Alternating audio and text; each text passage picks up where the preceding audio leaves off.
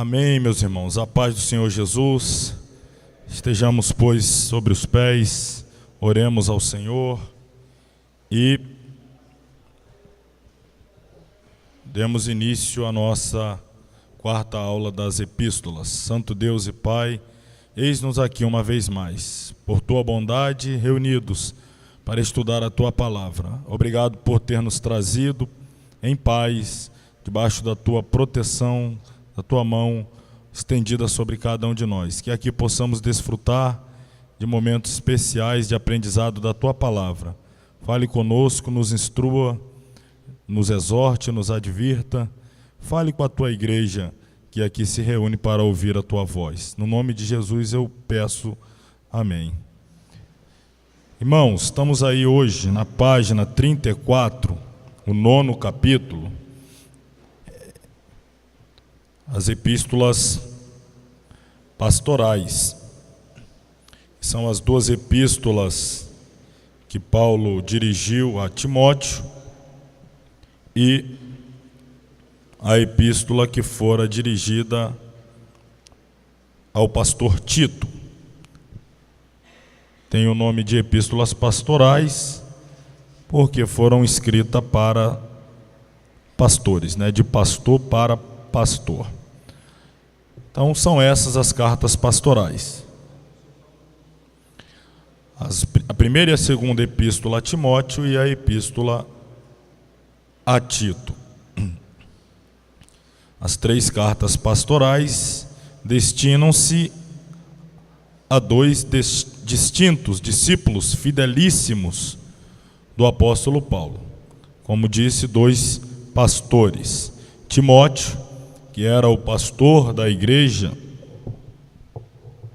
na cidade de Éfeso, que é a maior comunidade cristã evangélica dentro do contexto da igreja primitiva, e Tito, pastor de uma igreja que não é tão badalada, por assim dizer, nas páginas neotestamentárias, a igreja na ilha de Creta. Mas a ilha de Creta tem o destaque pelo fato de ser a segunda maior ilha no mar Mediterrâneo. Era um lugar frio, gélido. Observação: as três cartas pastorais foram escritas no intervalo entre a primeira prisão do apóstolo e a segunda detenção. Manifesta cerca de 2 anos após o apóstolo ser colocado em liberdade.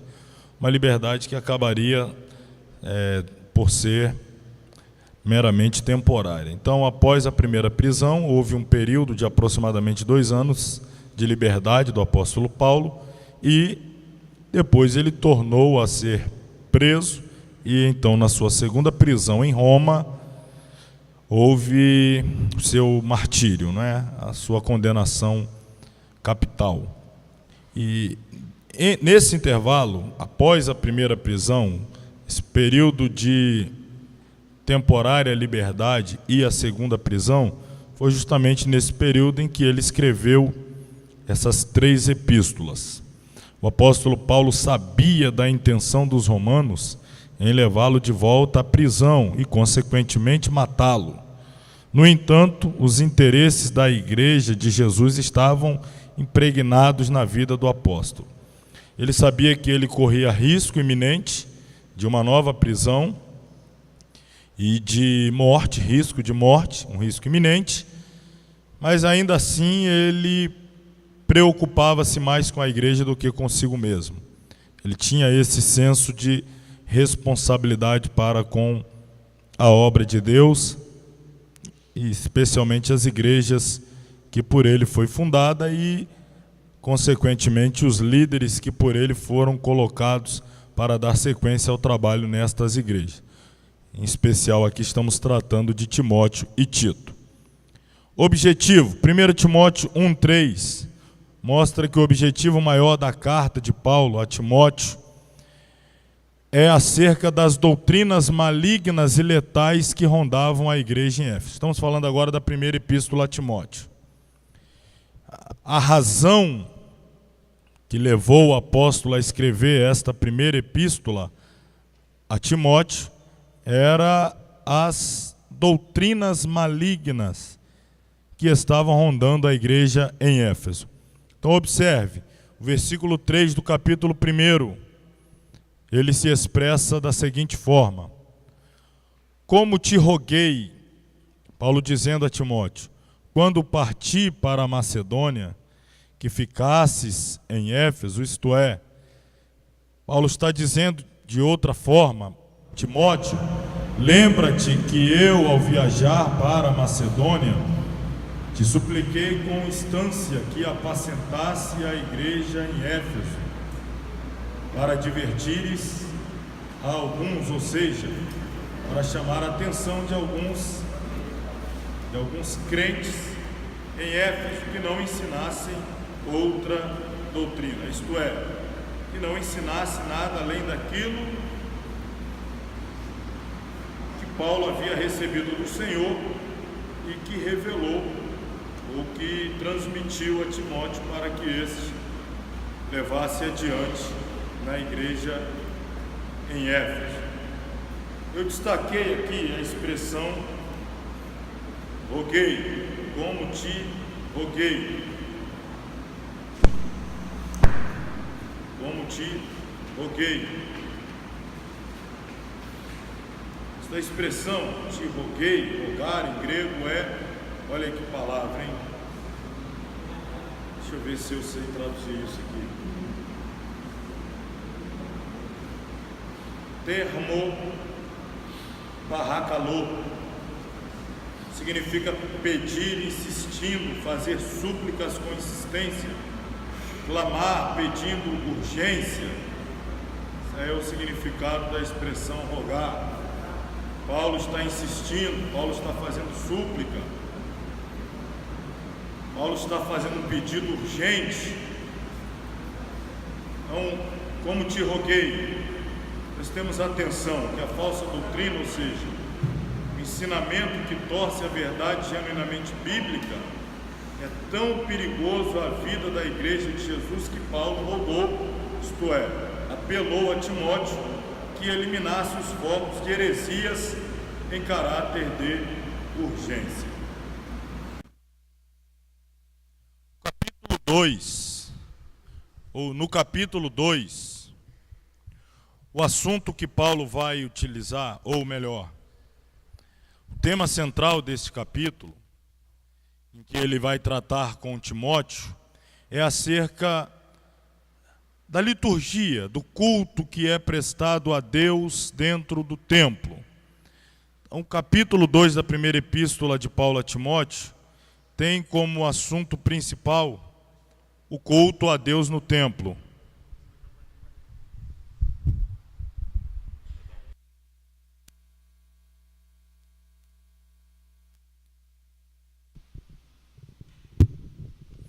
O culto a Deus no templo é o assunto aí do capítulo 2. Vamos ver aqui quais são as palavras-chave que o apóstolo trata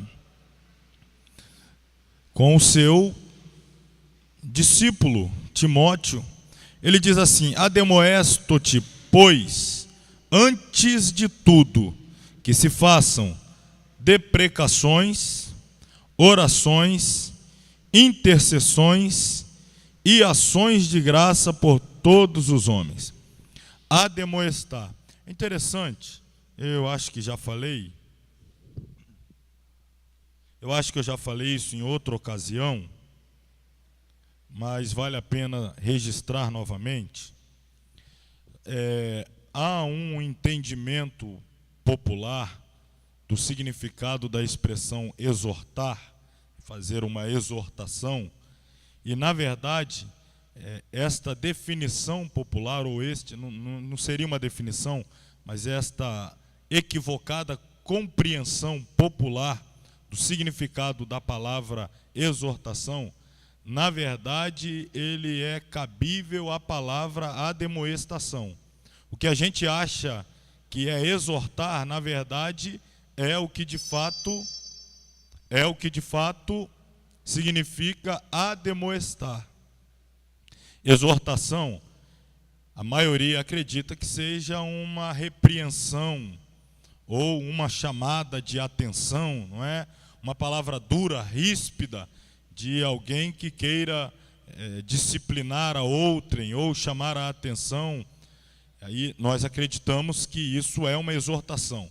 Aí dizemos, né, fulano exortou a igreja, ou exortou A, ou B, ou C, enfim.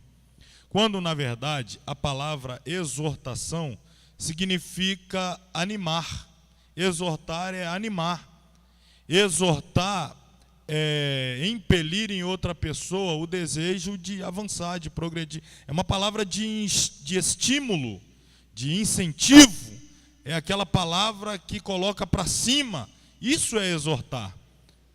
Admoestar, aí sim, é o que nós entendemos como uma chamada de atenção, não é? Uma palavra corretiva. Então, quando nós falamos, aí, fulano exortou a igreja, muitas das vezes estamos querendo dizer admoestou, não necessariamente o exortou, porque exortação, volta a dizer, é produzir ânimo, estímulo, entusiasmo, aquela elevar a moral, a alegria, a disposição. Isto é uma exortação. Uma admoestação é que, no caso, é uma palavra mais dura. Aqui, Paulo está admoestando Timóteo, para que no culto haja uma prioridade. Antes de tudo, significa priorizar deprecações, orações, intercessões, ações de graça por todos os homens. Bom, estamos falando do culto. Paulo está conversando com Timóteo sobre o culto, a forma de culto, o modelo do culto, a liturgia do culto. E aí perguntamos-nos, o que é culto? O que é cultuar a Deus? Como cultuá-lo? Onde cultuá-lo? Por que o cultuamos? Bom, a palavra culto procede do grego latreia, ou ainda latria, que significa, por isso a expressão idolatria, idololatreia, que vem do idololatreia, que é a latria ou latreia a um ídolo, mas enfim, adorar, latria, significa um conjunto de rituais para veneração a uma divindade. Claro que eu estou usando aqui o termo no sentido amplo, a uma divindade no sentido amplo, porque se faz também a liturgias de culto em outros segmentos não cristãos, em seitas, em heresias, até onde se cultua aos demônios, há uma liturgia, há uma adoração. Então, há uma latria, que é o conjunto de rituais utilizados para apresentar uma veneração, uma adoração a uma divindade. União de devotos para adoração extrema a alguém supremo. Obviamente, dentro do contexto judaico-cristão, é o culto prestado ao único Deus, o Deus Trino. Então, de que forma o culto deve ser apresentado a Deus? Que regras devem ser obedecidas? Qual modelo deve ser utilizado? Isso é uma pergunta que precisa ser levada em consideração para que prestemos a Deus um culto que lhe agrade, um culto que ele receba, porque senão podemos estar perdendo tempo, e algumas vezes muito tempo, prestando um culto que não agrada a Deus, que ele não está recebendo. Estamos nos reunindo, estamos seguindo um ritual, uma liturgia, um modelo, um sistema que às vezes em nada tem tocado a eternidade, tem atingido a Deus. Então nós precisamos nos preocupar de que forma Deus deve ser cultuado, que forma o culto deve ser apresentado a Deus. Então, uma nota aqui interessante, importante: o crente não adora a Deus unicamente porque vai regularmente a um templo religioso, ou porque canta, ou glorifica o nome dele. Não. Culto não se resume a estar em um lugar cujo a sua existência, a razão da sua existência é justamente a reunião daqueles que cultuam, né, o templo.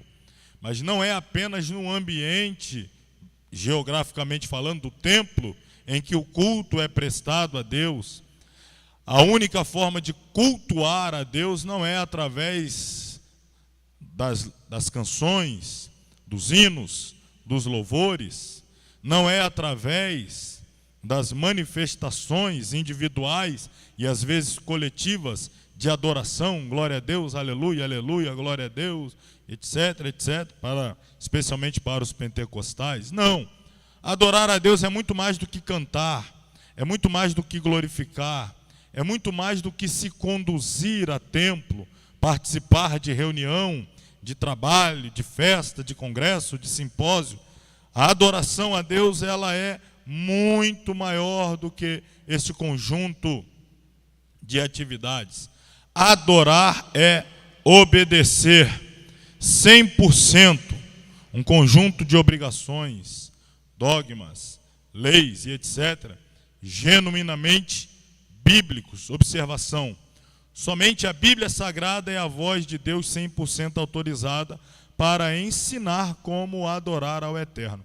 Bom, nós estamos vivendo uma época em que a comunicação interpessoal tem atingido, tem passado por uma transmutação, né? A questão da forma de se comunicar, de se atingir pessoas, de conseguir transmitir informações, valores, etc, etc.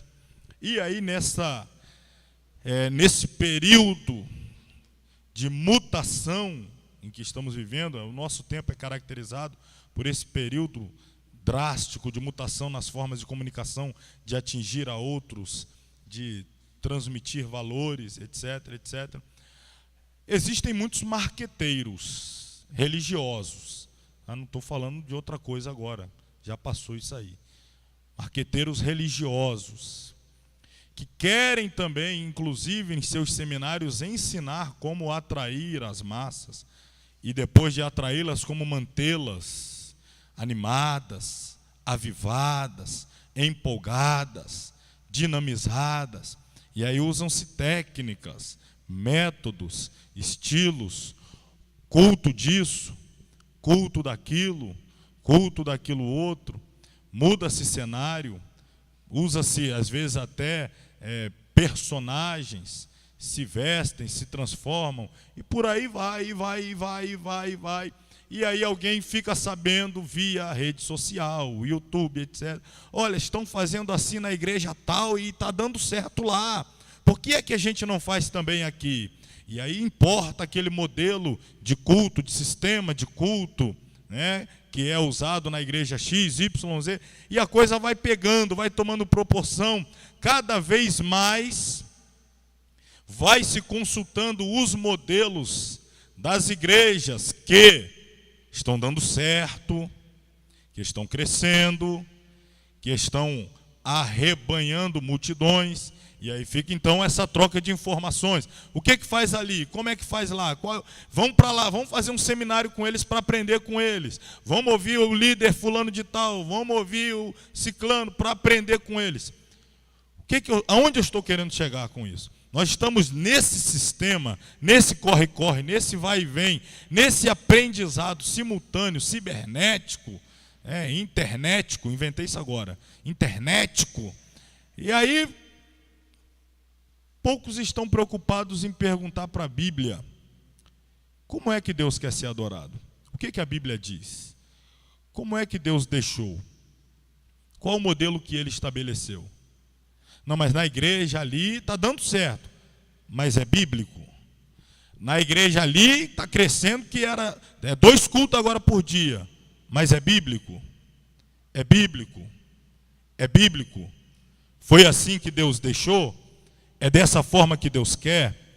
É dessa maneira que agrada a Deus? A gente precisa parar e se perguntar de vez em quando sobre isso. Eu não sou adepto da numerofobia, né? Reverendo Hernandes Dias Lopes fala desses 2 extremos, a numerolatria e a numerofobia. A numerolatria é essa obsessão pelos números. A igreja precisa crescer, a igreja precisa ter multidão, precisa ter muita gente. Então, para atingir os números, essa é a numerolatria, faz-se tudo para encher a igreja, para que haja membresia vasta, para que tenha 2 cultos, para que as entradas financeiras dobrem, tripliquem, a numerolatria. Por outro lado, eu também não sou adepto da numerofobia, que é o medo, né, o pavor dos números, do crescimento, do progresso. Não, aí fica se escondendo atrás daquela velha expressão. A gente é esse punhadinho aqui de gente, mas a gente tem qualidade. A gente tem qualidade. Tá? É tudo crente aqui. A gente só tem essa meia dúzia, tem 25 anos que a gente está com esse grupinho, mas a gente é crente. Também não sou adepto desse outro extremo, porque acredito que a qualidade, ela produz quantidade. Quando há uma qualidade bíblica, quem está atrás de qualidade bíblica, vai atrás desta igreja que tem qualidade bíblica. A qualidade atrai a quantidade, naturalmente, sem forçar. Então não sou nem de um extremo nem do outro. Mas me pergunto, temos nos preocupado em apresentar a Deus um culto bíblico? Um culto que agrade a Ele? Ou estamos preocupados em apresentar aos homens um culto que agrade aos homens? Porque depois tem gente que sai até com um questionário no final da igreja para ser respondido. O que você achou do culto? O culto te agradou? Tem alguma coisa que a gente possa fazer para melhorar o culto para você? Tem alguma maneira que a gente possa adaptar a fim de que você sinta-se mais à vontade a retornar? O que a gente... Ou seja, a igreja é o gosto do freguês. O culto passa a ser para o homem, para agradar o homem, para ter a certeza de que ele vai voltar, que vai ficar, que vai continuar. Então vai se adaptando, se ajustando à demanda do povo. É um culto antropocêntrico. O culto deixa de ser cristocêntrico, teocêntrico, deixa de ser vertical, passa a ser um culto horizontal. E aí quando o culto é horizontal, Deus não tem nada a ver com isso. A gente fica aqui trocando figurinha. O pregador prega uma mensagem que agrada o povo, o cantor canta uma mensagem que agrada o povo, e aí a gente vai trocando figurinha. No final todo mundo ficou agradado de alguma maneira. Mas e Deus, que é o alvo? Pelo menos deveria ser o alvo do culto. Alguém já pensou em mandar um zap para ele, perguntar o que ele está achando do culto? Alguém já entregou na mão dele um questionário para ele responder o que ele está achando do culto? Alguém já foi perguntar a ele o que pode ser feito no culto de maneira que o agrade mais? Que garanta a presença dele no próximo culto? Tem alguém interessado em saber isso? Nós precisamos... Paulo está falando para Timóteo, o pastor que fundou a igreja, para o pastor que está dando continuidade na igreja. Evita as heresias, evita os falatórios profanos, evita, Paulo está falando, tudo aquilo que não é bíblico, o culto a Deus. Paulo está admoestando Timóteo, quer gostem, quer não gostem, quer estejam sentindo-se bem, quer não, mas o culto tem que ser assim, tem que ter oração, tem que ter intercessão, tem a primazia da oração no culto que Paulo está dando. E eu pergunto, há primazia a oração nos nossos cultos? A gente tem um momento à parte para o culto, que até hoje eu, como itinerante às vezes, não sou um itinerante mesmo, mas de vez em quando a gente atende a itinerância, e é sempre assim, pergunto para a pessoa que organiza o culto, o trabalho, que me convidou, etc., o pastor da igreja, que horas começa o culto? A resposta quase sempre é a mesma. De 7 a 7h30 a oração, 7h30 começa o culto. Ou de 6h30 às 7 oração, o culto começa às 7. Ele sempre diz assim, a oração não faz parte do culto, o culto começa depois. Você não precisa nem perder tempo, é mais ou menos isso que ele está me dizendo. Não perca tempo para vir antes não, o culto começa depois. O culto começa depois. A gente fala isso às vezes, anuncia, irmão, amanhã o culto, tá? De 6 a 6h30 oração, 6h30 vai começar o culto. Então o culto começa às 6h30, eu vou chegar às 6h30. O que vai acontecer antes não importa, não interessa, não faz parte do culto. A gente às vezes não dá valor à oração no culto. Diz até que ela não faz parte do culto. E Paulo está priorizando a oração no culto. Vejamos um exemplo genuinamente bíblico da forma certa de cultuar. Quero, pois, que os homens orem. Paulo está falando com Timóteo ainda sobre o modelo do culto. Em todo lugar, levantando mãos santas, sem ira nem contenda. Portanto, a natureza humana não pode participar do culto a Deus. O que eu quero dizer com isso? Não é? Por que a natureza humana não pode participar? Porque o ser humano é íntimo de sentimentos que desagradam a Deus. Sentimentos tais como ódio, rancor, vingança. Olha o que ele diz aqui: no culto deve ser levantada mãos sem ira, sem contenda. Imagina o pregador que o tempo todo prega semeando contenda. Olha para esse irmão para o seu lado aí que não acreditou na sua vitória. Dá uma risada bem gostosa aí na cara dele. Diz assim para ele: você vai ver. Vai semeando ódio, vai semeando contenda, vai semeando rixa. Essas irmãs aí do ciclo de oração que vivem perseguindo a mocidade. Porque o congresso é de mocidade. Aí ele faz assim. Aí o congresso é de ciclo de oração. Esse jovem que não quer saber de orar. E bota as irmãs lá em cima, porque o congresso é do ciclo de oração. E assim vai. Aí vai botando os obreiros contra a igreja contra o obreiro, um contra os outros. E ele pega a oferta dele e vai embora e deixa a igreja lá.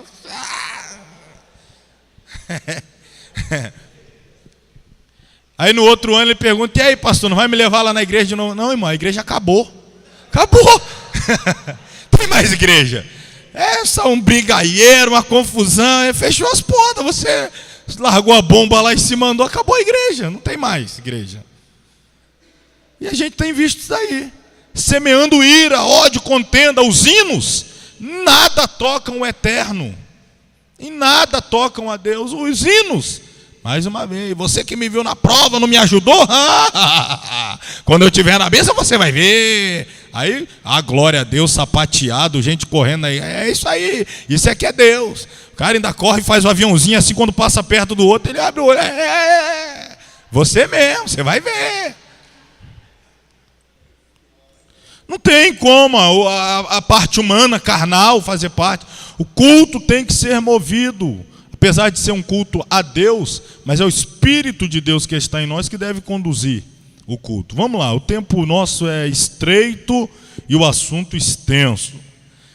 Saímos agora do culto e vamos falar para o obreiro padrão na escola paulina. Paulo está escrevendo para um obreiro e está dizendo a Timóteo qual o padrão do obreiro. Isso aqui não é na ótica paulina, a gente usa assim a escola paulina, porque é Paulo, Paulina vem de Paulo, né? Você sabe, porque é Paulo quem está escrevendo. Mas não é um obreiro modelo para Paulo, é um obreiro modelo para Deus.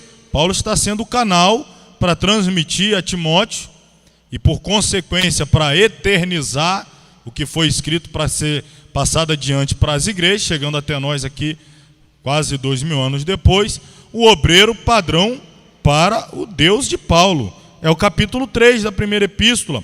São 16 versículos no capítulo 3. Vamos dar uma olhada nele aí. Vale muito a pena dedicar um tempo para falar.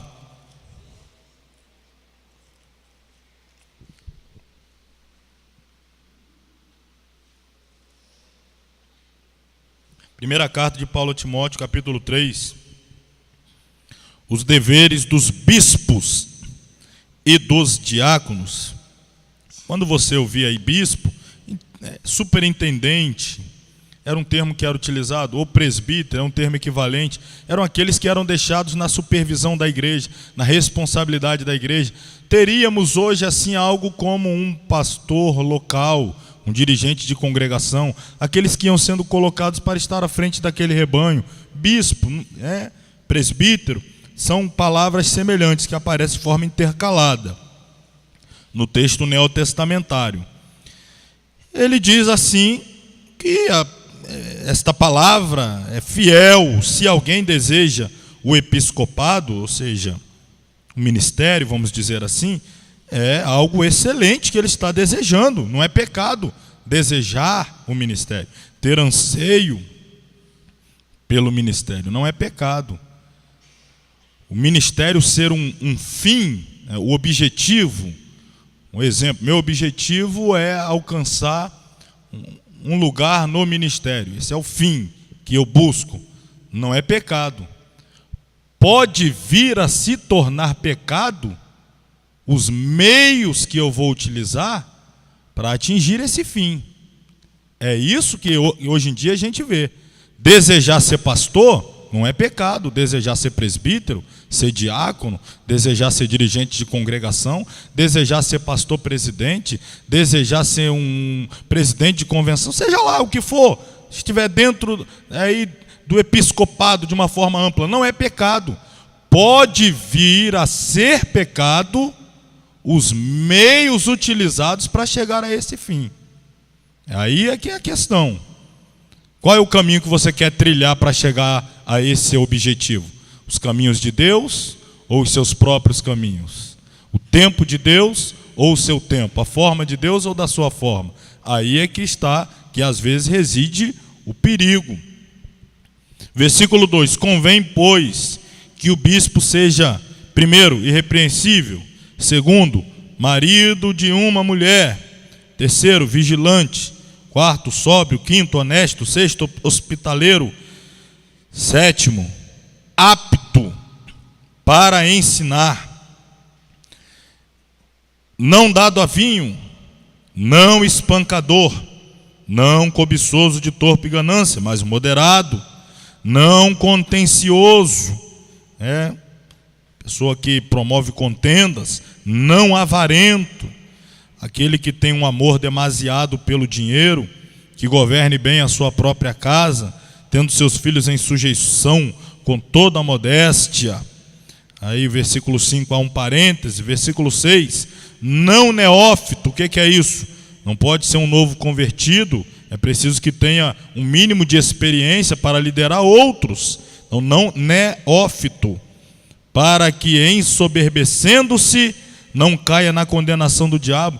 É fácil se ensoberbecer quando você ascende muito rapidamente ao ministério. Um neófito, da hora para outra, ascendeu assim de forma relâmpago ao ministério. Isso pode ser uma armadilha que o diabo se vale para derrubar um obreiro que não tem experiência na caminhada. Ok, 7, convém também que tenha bom testemunho. De quem? Dos que estão de fora, para que não caia em afronta e no laço do diabo. Tem que saber como é que ele é na sociedade, no comércio, no local de trabalho, na escola, na faculdade, enfim. Da mesma sorte os diáconos sejam honestos. Não vou ler a segunda parte não, mas está aí a sequência. É um texto quase que áureo para as consagrações de obreiros, trabalhos para obreiros, enfim. 16 versículos no capítulo 3 da primeira carta de Paulo a Timóteo revelam um obreiro padrão na ótica do ministério do apóstolo. Percebe-se de imediato a preocupação de Paulo com a posição individual, pessoal e familiar do obreiro, que vai do versículo 2, eu parei no 7, mas vai até o versículo 10. Primeiro, cuidados especiais com o caráter pessoal. Segundo, cuidados especiais no que tange casamento e família. Olha aí, que o bispo, seja o apacentador, seja irrepreensível. Destaque no versículo 7, onde parei, que tenha bom testemunho dos que estão de fora, vizinhos, sociedade comercial, colegas de trabalho, para que não caiam em afrontos, isto é, para que não seja publicamente envergonhado, ultrajado, difamado, ofendido, e também no laço do diabo, roubo, envolvimento em negócios alheios, quebra de fidelidade conjugal, laços do diabo. Tem que tomar cuidado com o seu caráter, com a sua vida pessoal, com a sua família, com a sua conduta na sociedade. O que a sociedade, ou como a sociedade vê o determinado obreiro. Então aqui são algumas características. Daqui a pouco eu vou falar um pouquinho mais sobre essas características e essa preocupação, não direi, excessiva, não é uma preocupação excessiva do apóstolo com o obreiro, não, é pertinente. Tão pertinente que nós estamos vendo na prática como a falta de cuidado pessoal, com o caráter, com a família, tem sido aí razão de muitos obreiros terem naufragado no ministério e com isso trazido muito problema a muitas igrejas. Então não é excessivo, de maneira alguma, o cuidado pessoal que o obreiro deve ter consigo, com o seu caráter e também com a sua vida familiar. Capítulo 4, Paulo vai falar sobre o sinal da apostasia. O maior sinal nos últimos tempos, dentro de templos evangélicos acerca da volta de Cristo, chama-se apostasia. Apostasia, no entanto, é comportamento único e exclusivo de crente fiel. Olha só, até destaquei aqui, crente fiel. Por quê? Porque apostasia é jogar o caráter cristão na lata do lixo.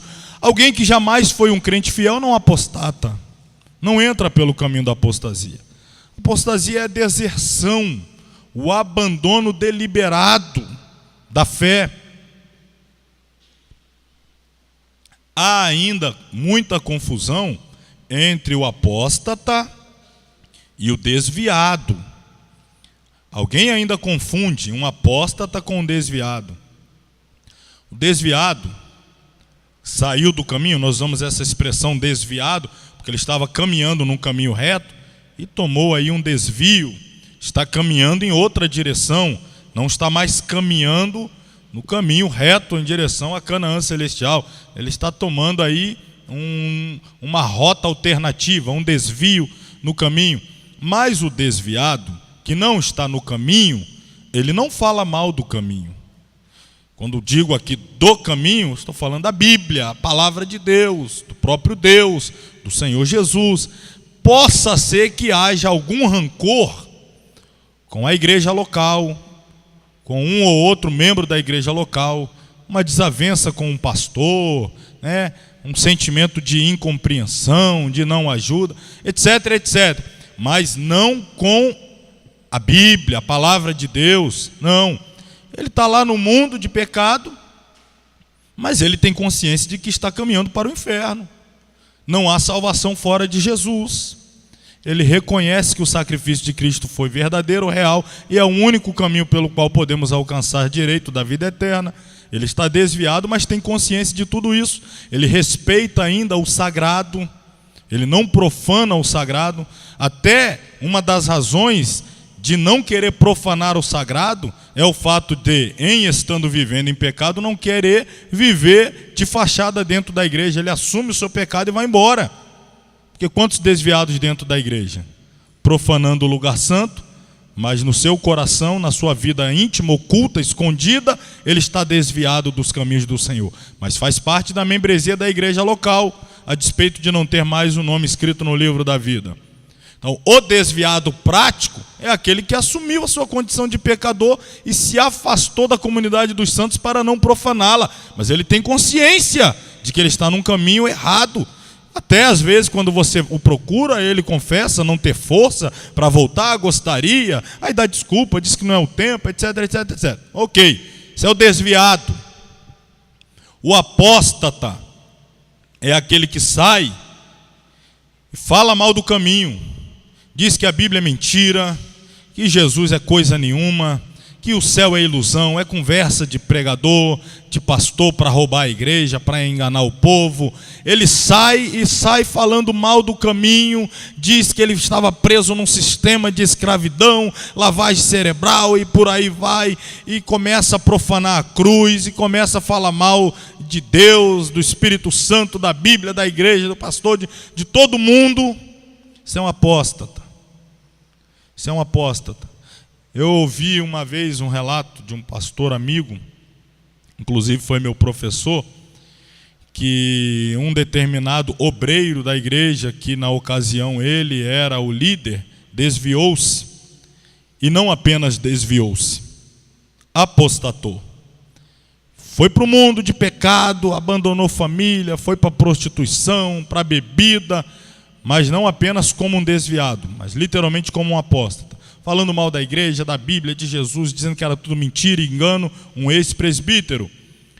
E em uma ocasião ele num bar, ali bebendo, alguns membros da igreja, esse pastor contando-me, foram até ele, tentando dissuadi-lo daquela vida, tentando fazê-lo voltar para os caminhos do Senhor, e ele ali bebendo e tal, não, eu quero saber de igreja, isso é tudo mentira e tal, e não sei o quê, e aí ele até, numa maneira de atacar os irmãos e de provocar nos irmãos assim, um escândalo com a sua condição, ele ainda disse assim, pegou seu copo de cachaça e disse, minha ceia agora é isso aqui, ó. Aí bebeu. Ou seja, para ele o sangue de Cristo agora era aquele copo de cachaça e por aí vai. Isso aí é uma condição de uma apostasia. E tem gente que entra por esse caminho. E Jesus, o Espírito Santo, expressamente disse, nos últimos dias apostatarão da fé.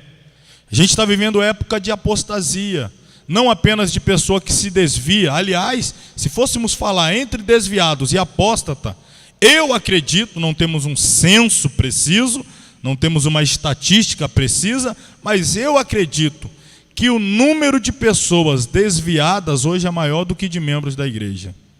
A gente tem hoje mais gente que um dia já foi membro da igreja e está fora do que pessoas efetivamente dentro da igreja. É desviado para tudo que é lado, é desviado, é desviado. É difícil você encontrar um não desviado.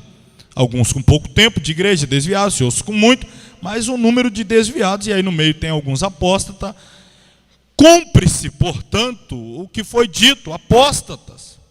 Pessoas que estão lançando no lixo o caráter, apostasia, deserção, abandono dos domínios de Deus. Ou seja, uma revolta, é quando o crente ou o ex-crente revolta-se contra Deus, contra a igreja, contra tudo que diz respeito ao Senhor, traição à fé, perda total da fé em Deus, esfriamento total, mesmo, às vezes, isso aqui é importante, mesmo permanecendo dentro do templo da igreja. Tem alguns que permanecem no templo, mas são apóstatas.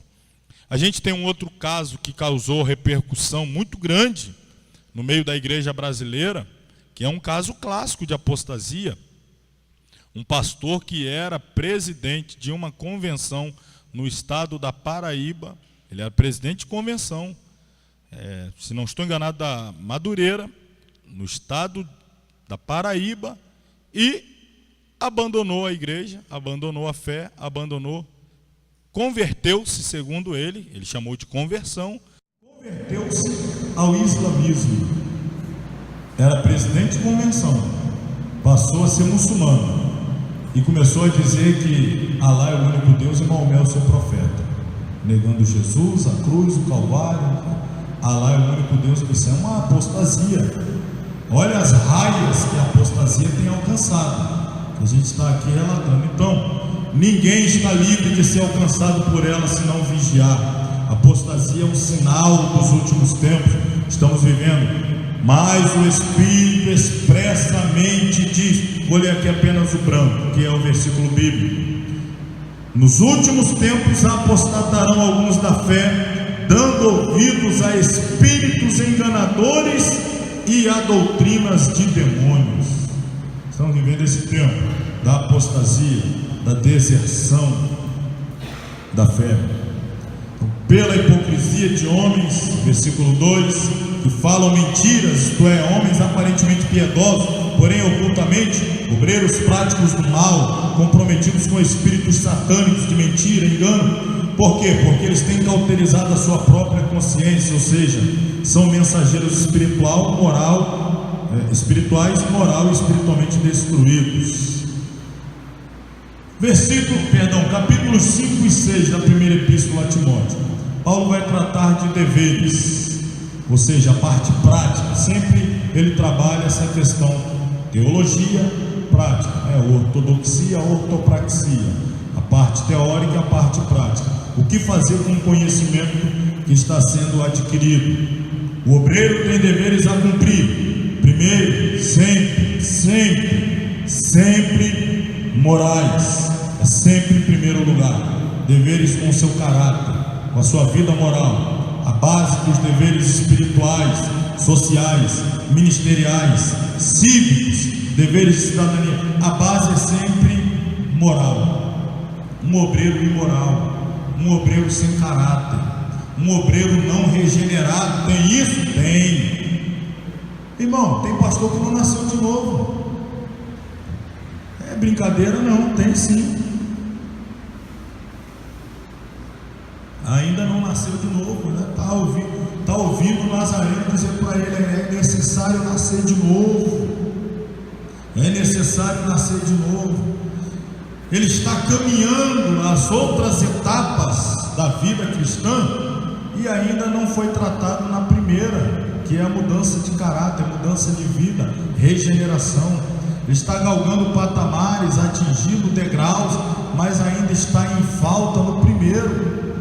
Ainda não teve o seu caráter tratado, regenerado. Não estou falando de impecabilidade, não confunda. Não estou dizendo de ser impecável, não ter pecado, não errar. Não estou falando disso. Estou falando de não regenerado, não salvo. Isso tem. Pulou etapa. Paulo está sempre preocupado em priorizar os deveres em relação ao caráter, à vida moral. Capítulo 5, padrões de tratamento e relacionamento do obreiro na igreja. Paulo vai dizer a Timóteo como ele deve tratar os anciãos e os jovens no momento da indisciplina, quando tem que ser disciplinado, como tratar as mulheres idosas, moças, em momento também de deslize contra a palavra de Deus. Diz da forma como deve honrar as viúvas e quais viúvas devem ser pela igreja honrada. As partes práticas, como é que deve ser o trato, como é que deve ser o comportamento do pastor com o mais velho, com o mais jovem, com uma irmã idosa, jovem, como é que ele deve tratar, como ele deve se comportar, como ele deve se aproximar. Ou até que ponto ele pode permitir que se aproxime dele. Cuidados, cuidados. Isso aqui é quem tem zelo com o ministério. Capítulo 6, advertências e recomendações pastorais aos criados, ou seja, todos os servos empregados indistintamente, sejam pastores, etc., devem obrigatoriamente satisfação, respeito e tratamento de honra para com os patrões. Parte final: para que o nome de Deus e a doutrina, isto é, para que os ensinamentos da palavra de Deus para o cristão em parte conhecido dos ímpios não seja blasfemado. A preocupação de Paulo é para que o obreiro seja repreensível, para que a palavra de Deus não seja alvo de blasfêmia, não seja alvo de repreensão, porque existem condutas bíblicas que o obreiro não assume, não cumpre, que embora sejam bíblicas, o mundo sabe. E o mundo repreende o obreiro por não andar em conformidade com determinada conduta bíblica. Diz assim: olha, eu não sou crente não, mas eu sei que isso que você acabou de fazer aí, crente não faz, tá? Não sei onde está na Bíblia não, mas dá uma procurada lá, que isso que você fez aí, a Bíblia condena, tá? Agradeço a oportunidade em nome de Jesus. Se bobear ainda fala assim o ímpio, tá? Assim diz o Senhor, o recado está dado. Tem obreiro sendo repreendido pelo mundo. Falta de cuidado. Paulo está dizendo: para que o nome de Deus e a doutrina, a palavra, não sejam blasfemados.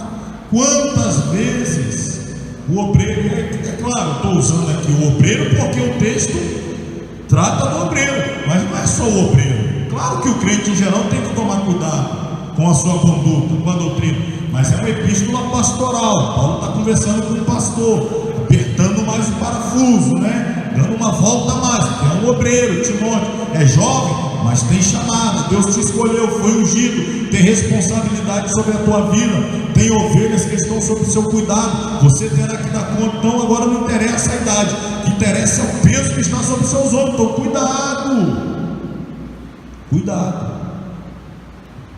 para que o nome de Deus não seja blasfemado. Conclusão: estar membrado na igreja de Jesus é infinitamente mais que ser membro de uma instituição cristã evangélica local. Outrossim não basta ser portador de uma identidade de obreiro. Antes, necessário se faz possuirmos uma grande vocação e, paralelo a essa vocação, um grande caráter pessoal e ministerial. Amém. Primeira epístola encerramos aqui, mas tem a segunda. Entre a primeira e a segunda escrita a Timóteo, Paulo escreveu a epístola a Tito. Mas como nós não estamos seguindo a ordem cronológica, e sim a canônica, então nós vamos falar agora desta que foi a última epístola escrita por Paulo. Isso foi a última. Quem lembra qual foi a primeira? Não em ordem canônica. No cânon, a primeira que está lá é Romanos, mas em ordem cronológica.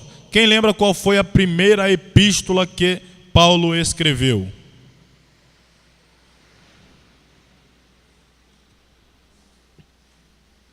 Falamos dela na semana passada, hein? Ou seja, eu vou restringir aqui o chute. Foi assunto da aula da semana passada. Na semana passada nós falamos Efésios, Filipenses, Colossenses e as duas epístolas a Tessalonicenses. Está no meio dessas 5, hein? Está no meio dessas 5 e já vou logo dizendo, não foi nem Efésios, nem Colossenses, nem Filipenses e nem 2 Tessalonicenses. Quem arrisca? Vocês são bons de Bíblia mesmo, hein? Parabéns. Primeira aos Tessalonicenses. Foi a primeira, até o nome diz primeira, para não errar. Primeira aos Tessalonicenses. Foi a primeira carta que ele escreveu. A última foi, segunda. Deveria ser a última, né? Mas segunda.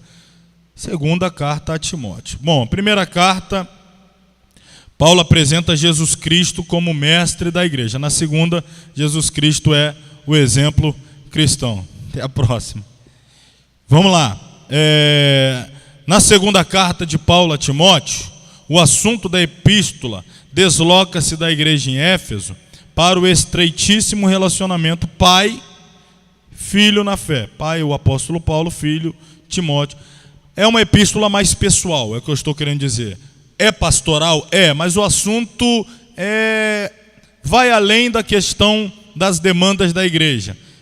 É uma epístola de alguém que sabe que a morte já o está rondando, já está ali por perto.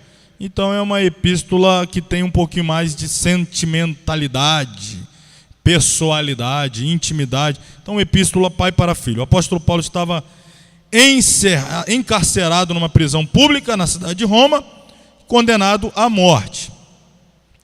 4 recomendações. Isso aqui vale uma foto, hein? 4 recomendações básicas de Paulo na segunda carta a Timóteo. São 4 capítulos. No primeiro capítulo, Paulo diz assim: guarda a palavra. No segundo capítulo, ensina a palavra.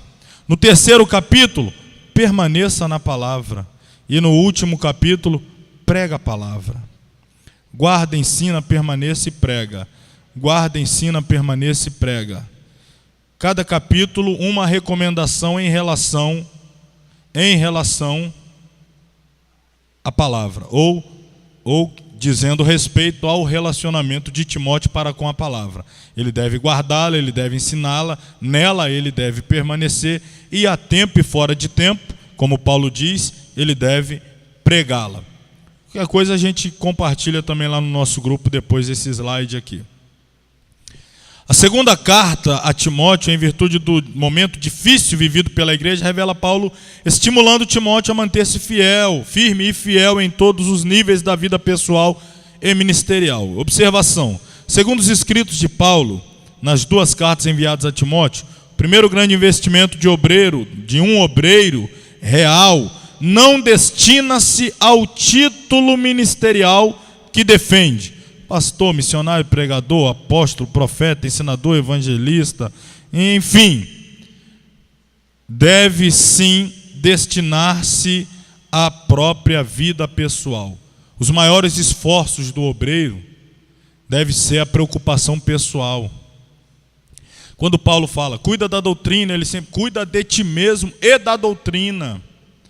Preocupe-se com você. Tem muito obreiro preocupado com a igreja e relaxado consigo mesmo. Se ele não estiver bem espiritualmente, moralmente, nada ele poderá acrescentar à igreja.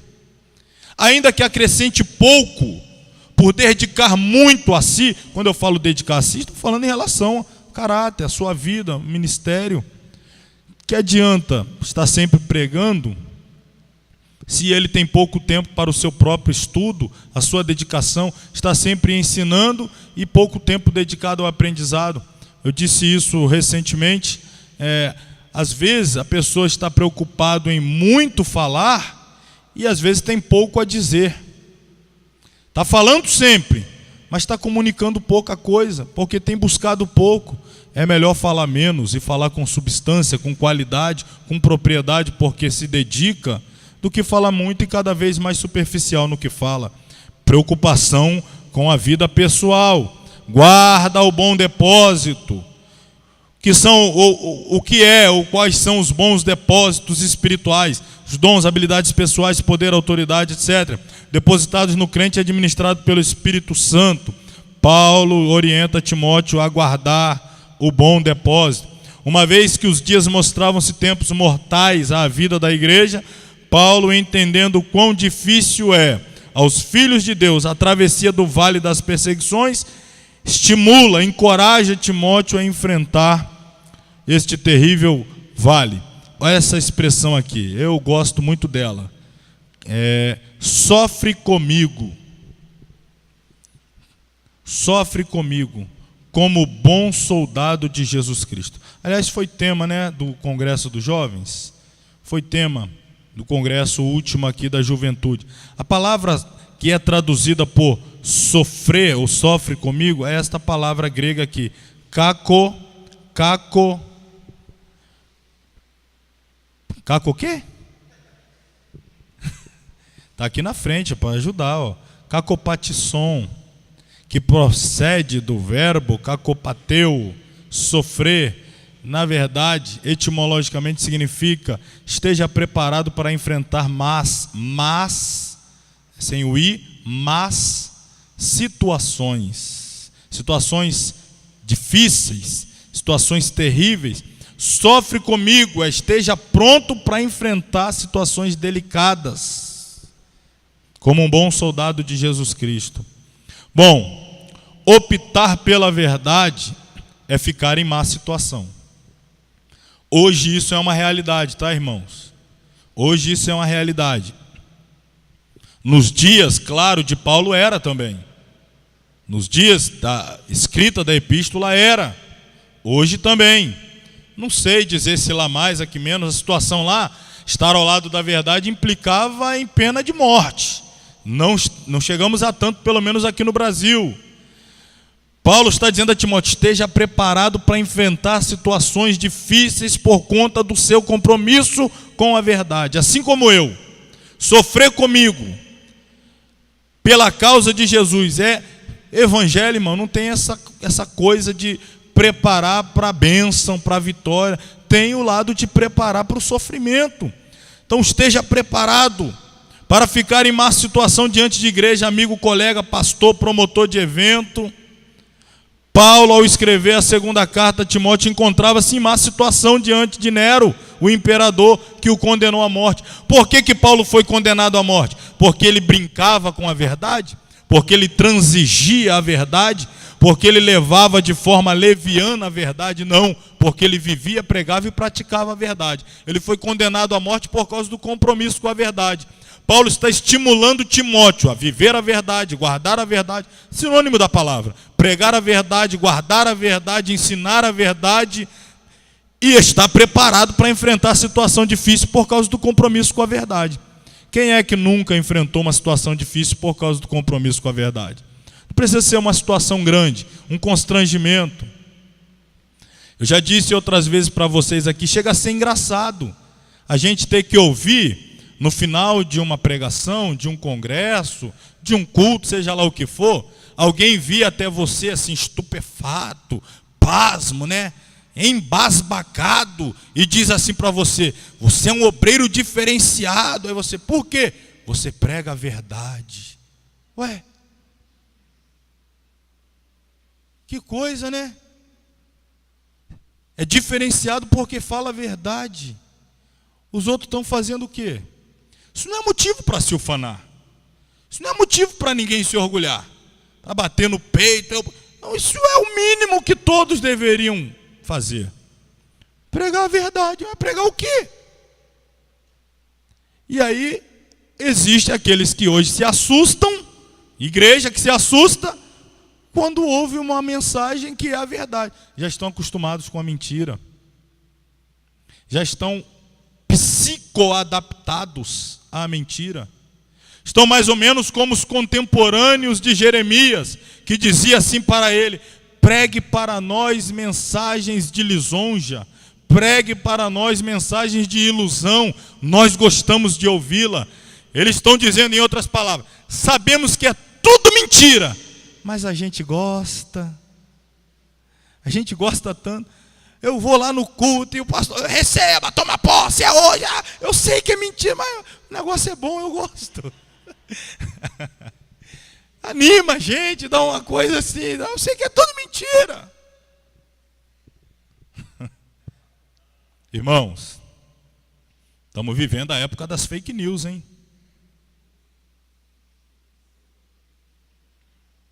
Até o evangelho fake está na moda. Fake. Perdido aí, hein? Só porque eu estou falando das fake já quer censurar, não é? A censura. Não, é verdade. Corrupção dos valores humanos nos últimos dias da igreja na terra. Tempos trabalhosos, Kerrick, Rapeli, etimologias, tempos dificultosos, tempos que oferecem dificuldade, estorvo, embaraço, impedimentos, obstáculos, apertos, apuros, situação crítica e precária. Nos últimos tempos, tempos trabalhosos, Paulo disse. É isso aí, tempos trabalhosos na família, na igreja local, na sociedade, nas nações. A teologia do obreiro, na segunda epístola, é preciso que o dom, carisma, dom da graça, dom envolvendo a graça, dom de Deus, Paulo diz para Timóteo, seja reavivado. Reaviva, anima o dom de Deus que há em ti. Significa avivar muito, tornar mais ativo, tornar muito vivo no espírito, dar ânimo na vida do obreiro. O dom de Deus reaviva, anima. Paulo orienta, né, adverte Timóteo. É preciso estar decidido. Significa estar disposto, preparado, pronto diante de adversidades, batalhas, sofrimento, guerra, desafio. É necessário guardar. Significa vigiar com o fim de defender. Quando ele diz guarda a verdade, esteja pronto para defendê-la. Apologismo, fazer apologia, defesa da fé, defesa da verdade, combater por ela. É preciso que o servo possua uma vida fortificada, ânimo fortalecido, consistente e capaz de suportar fadigas, revés, desafios. O obreiro deve zelar. Eu nem vou falar essa palavra aqui, senão vai causar um fogaréu no meio da igreja que você nem imagina. Significa administrar diligentemente, tomar conta de fatos, eventos, coisas, objetos, casamento, família, etc., com o máximo cuidado e interesse por um ministério fiel. Paulo orienta Timóteo a ser zeloso para com o ministério. É preciso evitar vãs disputas. Disputa que não leva a nada, não leva a lugar nenhum. Disputa que quando termina a disputa, sabe quem perde? Os dois lados. Ninguém ganha. Vã significa contendas inúteis, fúteis, sem fundamento real, discussões tolas, competições, desafios ridículos, desagradáveis, controvérsias insensatas. A igreja está abarrotada de disputas fúteis. Gente brigando por nada. Por nada. Aí fica as divisões na igreja. Para quê? Para nada. Para nada. É aquele clima de um quer o lugar do outro, e quando assume o lugar do outro, eu não sei fazer não, mas que eu tirei ele daqui, eu tirei. Eu não sei o que eu tenho que fazer agora, mas eu não queria que ele ficasse aqui. Agora eu estou no lugar dele. O que eu faço agora? Eu não sei. Então, não tem coisas fúteis, sem sentido, que vai implodindo a igreja, vai destruindo ela por dentro, ela vai se autodestruindo, ao invés da igreja se unir para lutar contra as trevas, as hostes espirituais da maldade. A nossa luta não é contra carne nem sangue, disse ele aos Efésios. Aos Efésios, quem era o pastor de Éfeso? Timóteo. Aí aqui, eu estou falando com o próprio pastor de lá. Por que ele está falando para Timóteo isso, e agora na epístola de novo? Porque devia ter dentro daquela igreja esse foco de contendas.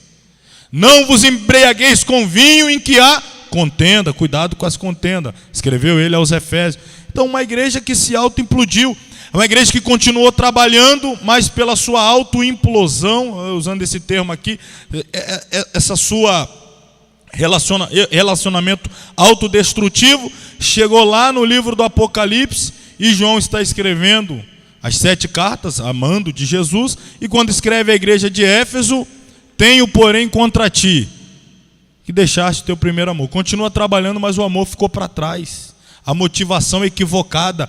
Há trabalho, mas com motivação equivocada. Cuidado, as vãs disputas levam a isso.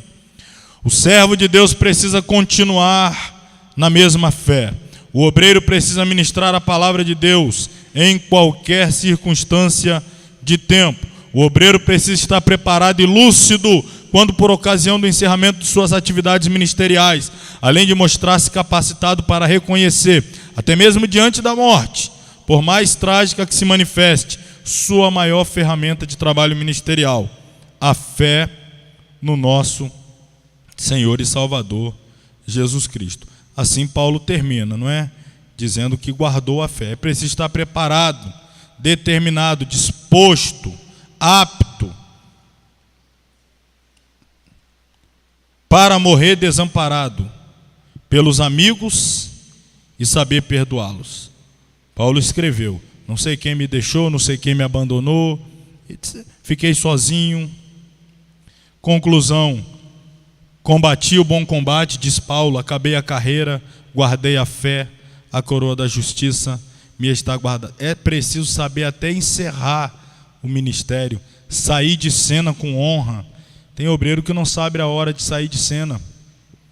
Insiste, o tempo dele acabou, ele passa do tempo, passa da hora. Ao invés de sair com honras, sai jogado para fora, chutado.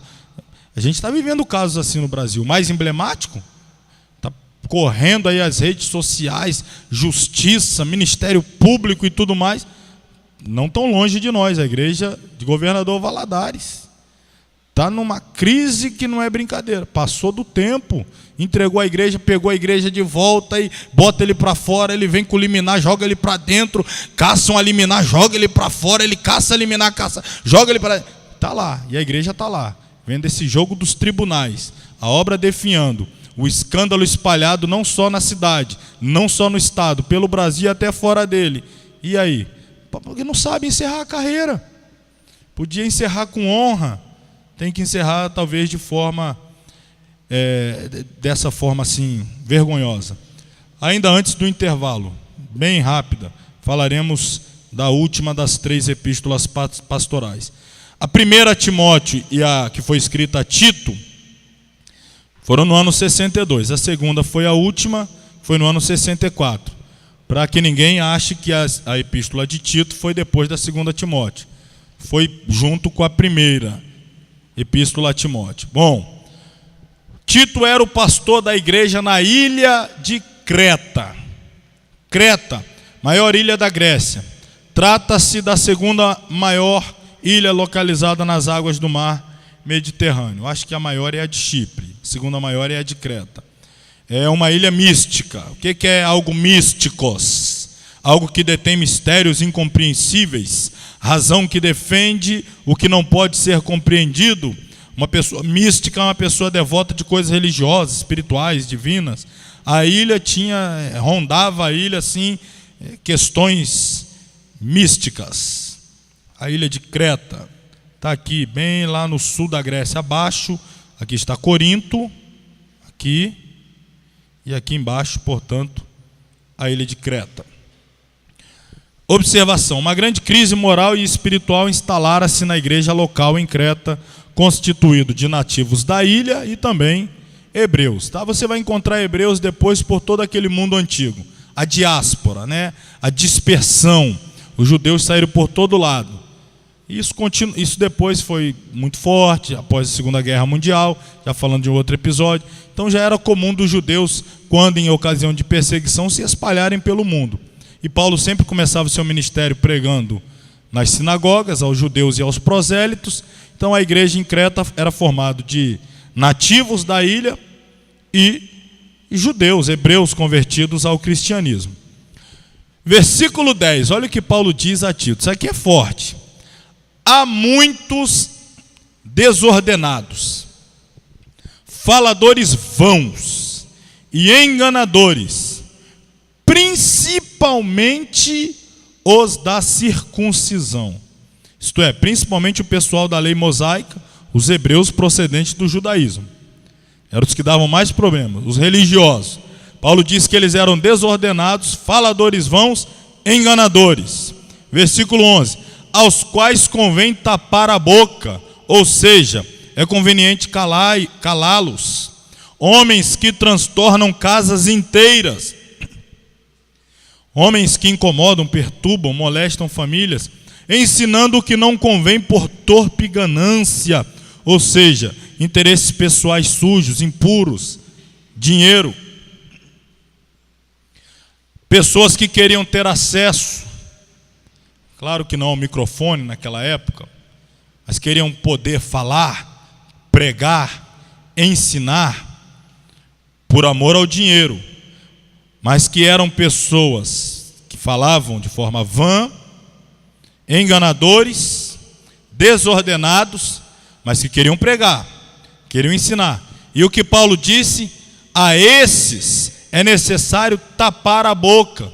Isso tem uma expressão que significa dizer, seria hoje dizer, não deixa esses camaradas falar no púlpito não, dá oportunidade a eles não, não convida eles para pregar na igreja não, porque eles são desordenados, são enganadores, são faladores vãos, transtornam a igreja, a casa inteira, a família coloca um contra o outro, tudo isso por ganância, por causa do dinheiro.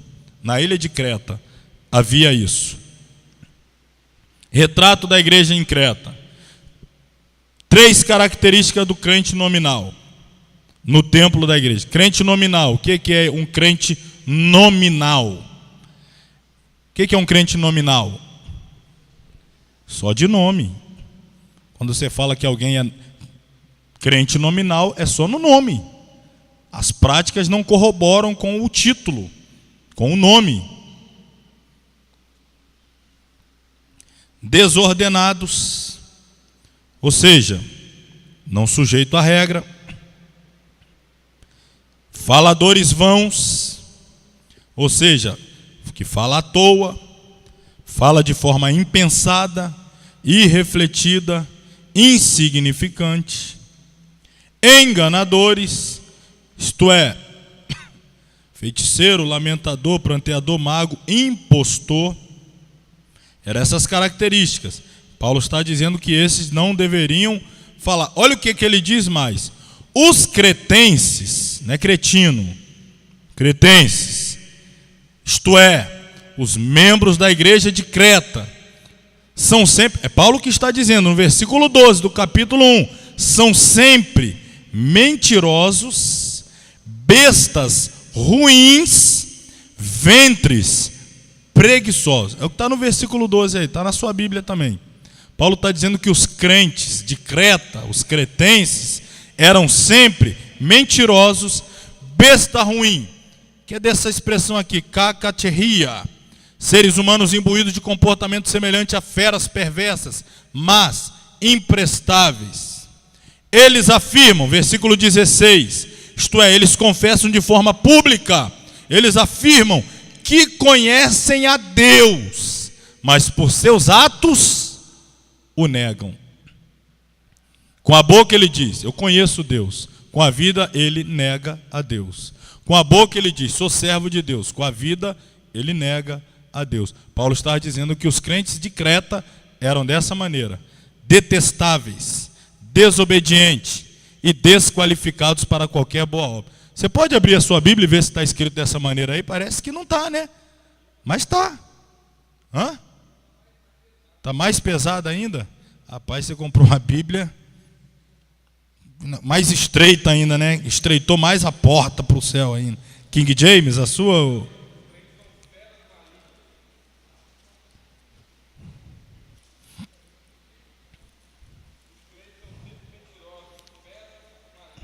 que diz o versículo 16? Capítulo 1.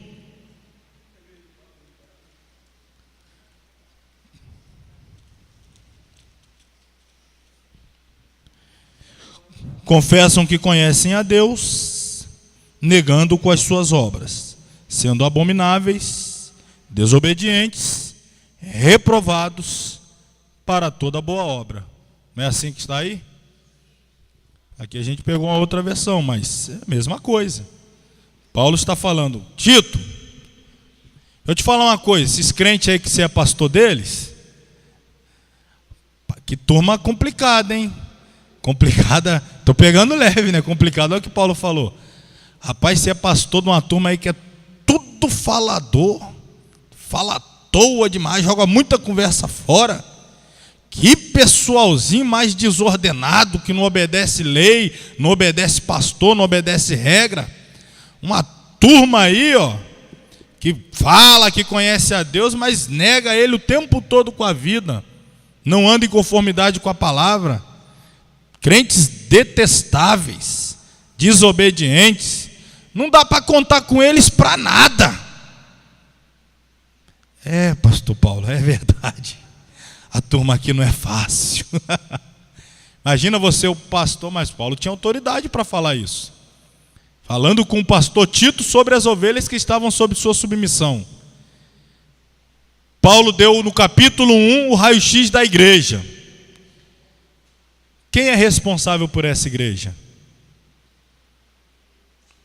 É o pastor Tito. É o pastor Tito. Então agora Paulo vai conversar sério com Tito. No capítulo 1 ele está mais ou menos assim dizendo: eu estou sabendo como é que anda a obra aí, tá, Tito? Chegou notícia aqui, hein? E olha que eu estou preso em Roma. Já chegou notícia aqui. Eu preciso falar muito sério com você. Ah, se eu não tivesse preso.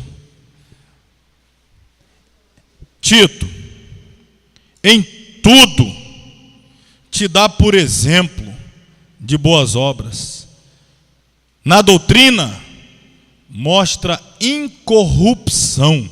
Palavra bonita, né? Está na moda. Incorrupção, gravidade, sinceridade, linguagem sã, até com a palavreado, Tito, linguagem sã e irrepreensível, para que o adversário se envergonhe, não tendo nenhum mal que dizer de nós. É o comportamento que você deve ter. Versículo 7 e 8 do capítulo 2. A melhor forma de um pastor pregar é por meio de sua vida. O ministro deve ser sempre o exemplo em todas as coisas.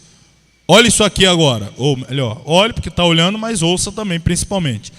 Todas as virtudes que o pastor deseja ver em sua igreja devem ser cultivadas primeiramente nele próprio, pois dizer e não fazer é o quê? Hipocrisia. Tito, você não vai conseguir mudar essa turma se você não mudar primeiro a sua conduta. Mais do que pregar para eles, você precisa viver para que eles imitem a sua vida, não apenas apliquem ou pratiquem o que você prega. Tito, você tem uma responsabilidade de ser um obreiro irrepreensível, alguém que anda em conformidade com a doutrina, não tem a palavra vã, não se rebaixe ao nível dele, suba o nível para que a igreja acompanhe o nível. Se você desce o nível da igreja, a igreja desce mais. Aí você tem que descer mais para acompanhar o nível dela. E ela vai descer mais, irmão, até chegar, permita-me, até chegar no inferno. Você tem que subir, a igreja que tem que suar para te acompanhar. Você sobe mais e a igreja vai correndo atrás. Sobe o nível, Tito, para puxar esse povo mais para cima. Porque o negócio está correndo o mundo. A má fama dessa igreja aí. O termo grego tipos, exemplo, dá origem à palavra tipo, e significa originalmente uma estampa. Tito deveria viver de tal modo a imprimir uma estampa espiritual na vida de outro. Isso envolvia boas obras, sã doutrina, seriedade nas atitudes, etc. Conclusão, para a gente ir para o intervalo aí de 10 minutos. Oremos, pois. Tá? E aqui é sério mesmo, irmão. É um apelo que eu faço, corroboro com o encerramento das epístolas pastorais. Oremos, pois, para que Deus levante ministérios dentro da ótica paulina para as igrejas locais e, simultaneamente, obreiros distintos, corajosos, determinados e fiéis da estirpe de Timóteo e Tito, ao lado de pastores igualmente sérios e distintos, semelhantes a Paulo, claro. Então, fica aqui meu pedido de oração. 10º capítulo, Epístola a Filemon. Dimensão da carta. A carta é de natureza estritamente particular entre Paulo e o destinatário Filemon. Porém, exprime uma profunda intercessão do apóstolo em prol do escravo Onésimo, fugitivo dos domínios de Filemon. Esta carta não possui capítulos e sim 25 versículos. Ocasião e data. Já sabemos onde Paulo estava. Foi escrita durante a primeira prisão de Paulo em Roma, provavelmente levada a Filemon, um abastado, um rico cidadão de Colosso, por Tíquico, mensageiro que levou as cartas aos Efésios e aos Colossenses. Até porque a igreja de Colosso funcionava na casa de Filemon. Havia uma epístola para ser lida para a igreja de Colosso e uma carta particular a ser lida, ou seja, endereçada ao anfitrião da igreja, que era o Filemon. Então, Paulo estava em Roma quando escreveu a Filemon. Personagens da epístola a Filemon. São 3. O remetente, o apóstolo Paulo, detento romano, primeira prisão do apóstolo, uma prisão de cunho doméstico, ele estava em prisão domiciliar, não sei se com tornozeleira eletrônica, mas era prisão domiciliar.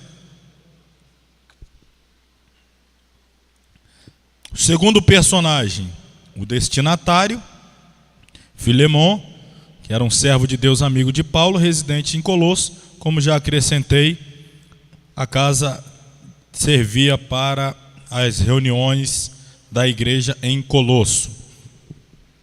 E o assunto da carta, Onésimo, um escravo em fuga da casa de Filemon, que, impulsionado pelo Espírito de Deus, teve um encontro pessoal com Deus ao visitar Paulo na prisão de Roma. Quem, porventura, estava aqui na sede, acho que quinta-feira retrasada, minha esposa, a missionária Natália, pregou aqui sobre Filemon. Tinha alguém presente na ocasião? Irmã Wanda, então ela já está por dentro da epístola. É uma carta, em resumo, um capítulo único, que vai tratar da intercessão do apóstolo Paulo em favor de Onésimo junto a Filemon.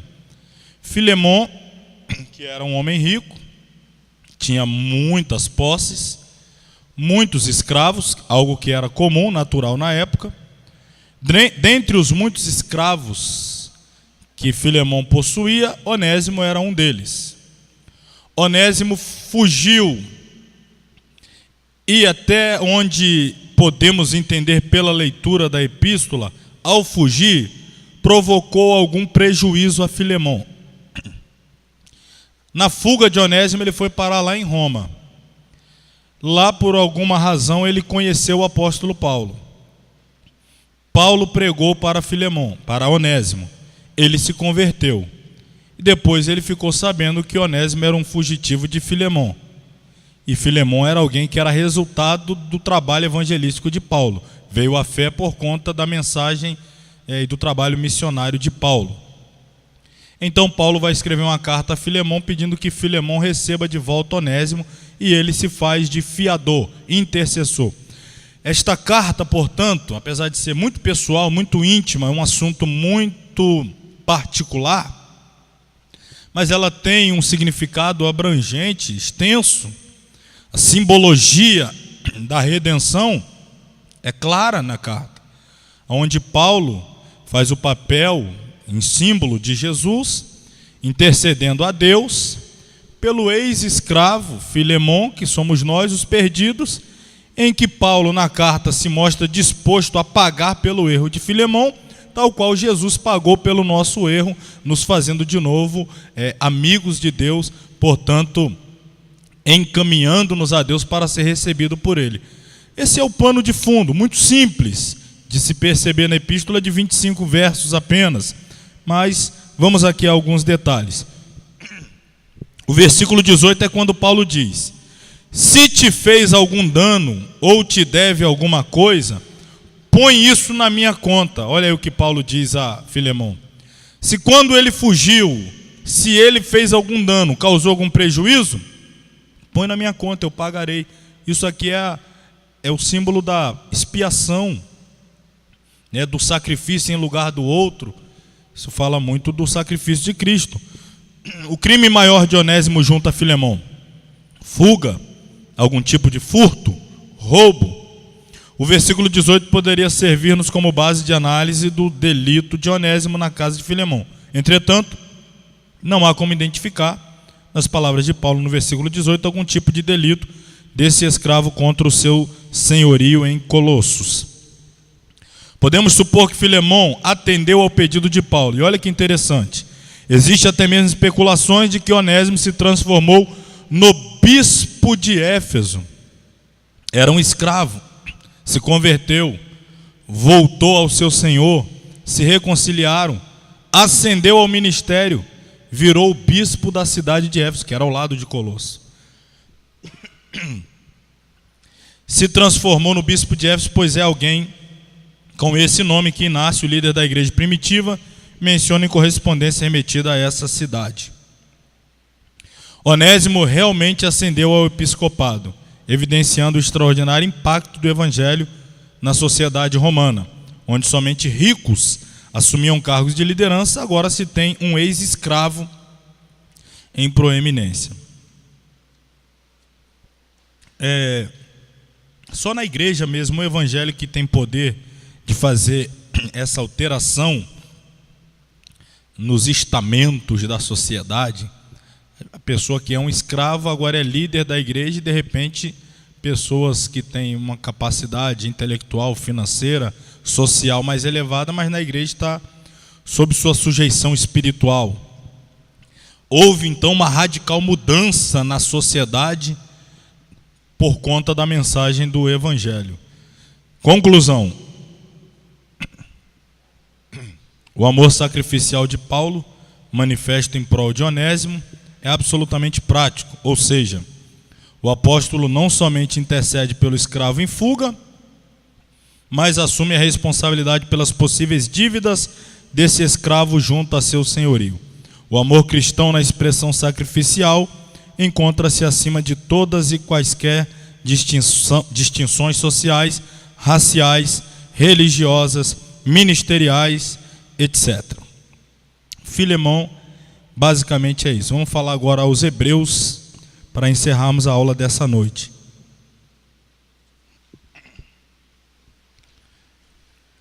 Eu trouxe um negócio ruim agarrado na minha garganta aí, uns dias já. Alguém faz oração forte para arrancar negócio ruim de garganta? Depois você ora. Voltei de Teófilo Otoni, fui pregar segunda-feira na igreja do presbítero Ronaldo, lá com esse pigarro. Ontem preguei também assim. Bom que a igreja lá o povo dava uns glórias. Quando eles davam uns glórias, aleluia.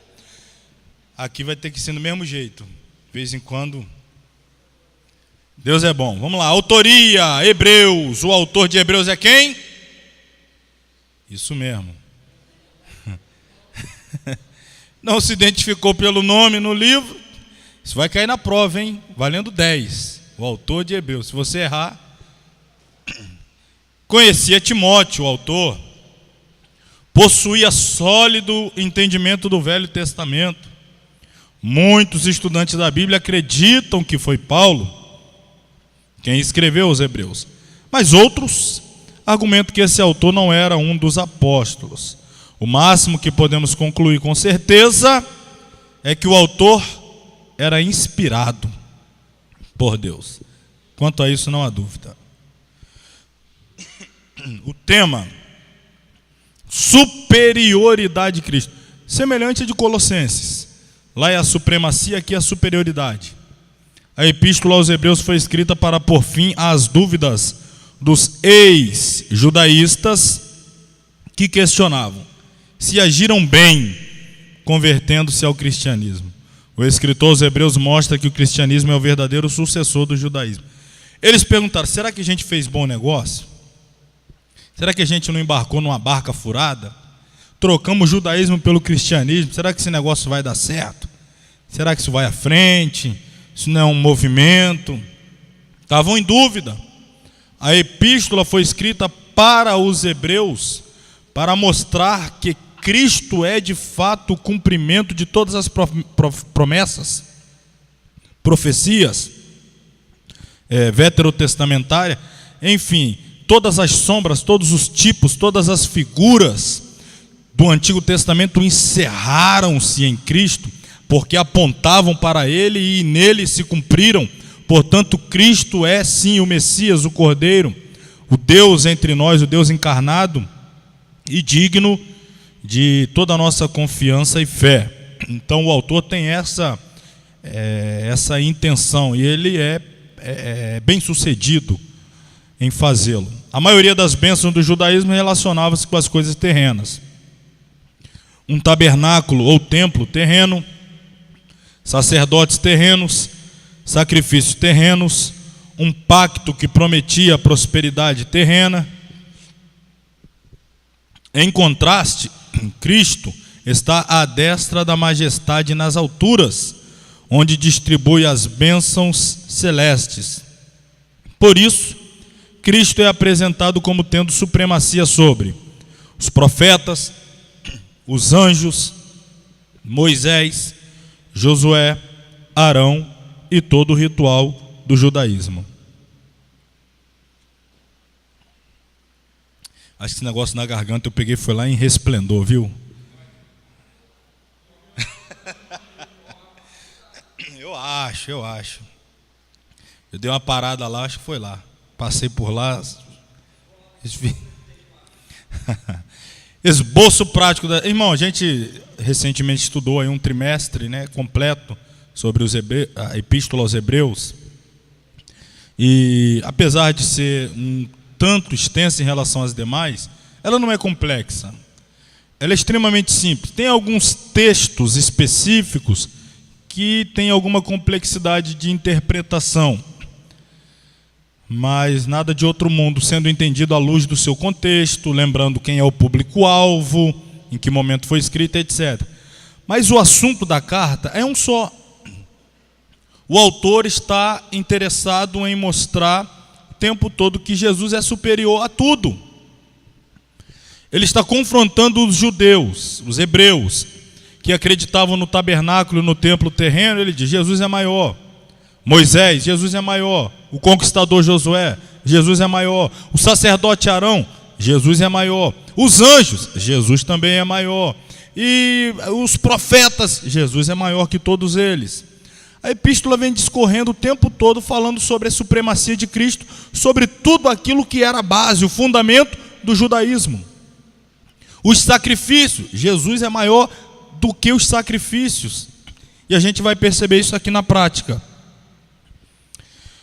Capítulo 1 ao capítulo 4, a superioridade da identidade de Cristo como pessoa. Do capítulo 4, versículo 14 ao 7, 28, final do 7, A superioridade do sacerdócio de Cristo em relação ao de Arão. Depois do capítulo 8 ao 10, a superioridade do sacrifício de Cristo em relação aos sacrifícios do Velho Testamento. E, finalmente, a suficiência da fé em Cristo. A fé é tudo. Em Cristo não precisa de mais adendos, apetrechos, adereços ao cristianismo. Cristo é tudo e a fé nele satisfaz e realiza tudo o que precisamos. Basicamente é isso. Primeiro, em relação à personalidade, Jesus é superior, em primeiro lugar, aos anjos. Olha o que diz o versículo 1 ao 4. Havendo Deus, antigamente, falado muitas vezes, de muitas maneiras, aos pais, pelos profetas, a nós, falou-nos, nestes últimos dias, pelo Filho, a quem constituiu herdeiro de tudo, por quem fez também o mundo, o qual, sendo o resplendor da sua glória e a expressa imagem da sua pessoa, e sustentando todas as coisas pela palavra do seu poder, havendo feito por si mesmo a purificação dos nossos pecados, assentou-se à destra da majestade nas alturas, feito tanto mais excelente do que os anjos, quanto herdou mais excelente nome do que eles. Cristo é superior aos anjos. E aí nós vamos ver aqui mais alguma coisa que prova isso, que não temos dúvida. Naquela época, circulava um falso ensino que colocava Jesus no mesmo nível que os anjos, e que chegava até mesmo a considerar o arcanjo Miguel superior ao Messias esperado. E aqui a palavra de Deus nos diz: ora, a qual dos anjos, uma pergunta, jamais disse: assenta-te à minha direita, antes que eu ponha os teus inimigos por estrado dos teus pés? Deus jamais, o Pai, jamais falou isso para anjo algum. Disse isso para o Filho: assenta-te aqui, à minha direita, até que eu ponha todos os teus inimigos debaixo dos teus pés. Deus jamais falou isso para anjo algum, falou para o Filho. Bom, Jesus é superior aos anjos porque Jesus é filho, os anjos mensageiros. Jesus é adorado, os anjos, os que adoram. Jesus é criador, os anjos são seres criados. Jesus é o autor da salvação, os anjos ministros dela. Jesus é governante, os anjos são súditos. Não tem discussão aqui. Segundo, Jesus é superior a Arão. Jesus é maior que Arão, o maior sumo sacerdote de Israel. 4,14.